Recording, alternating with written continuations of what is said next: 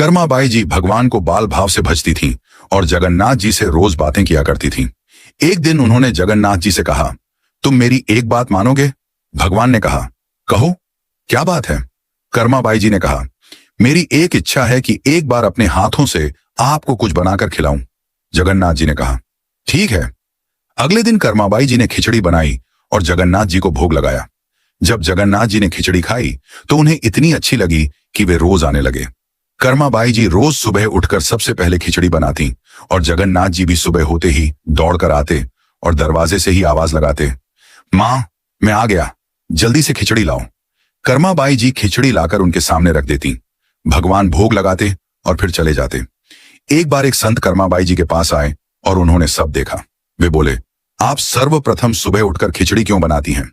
ना स्नान किया, ना रसोई घर साफ किया। आपको ये सब करके फिर भगवान के लिए भोग बनाना चाहिए।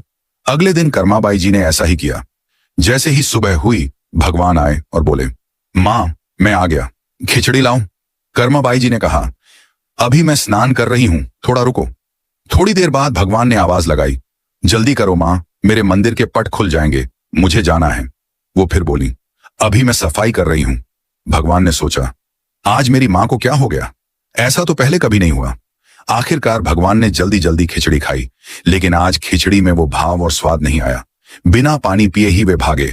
बाहर संत को देखा तो समझ गए कि जरूर इसी संत ने कुछ पट्टी पढ़ाई होगी। जब पुजारी जी ने मंदिर के पट खोले तो देखा भगवान के मुख पर खिचड़ी लगी हुई थी। पुजारी जी बोले, प्रभु, ये खिचड़ी कैसे आपके मुख में लगी है? भगवान ने कहा, पुजारी जी, आप उस संत के पास जाओ और उसे समझाओ कि मेरी माँ को कैसी पट्टी पढ़ाई है। पुजारी जी ने संत से सारी बात कही।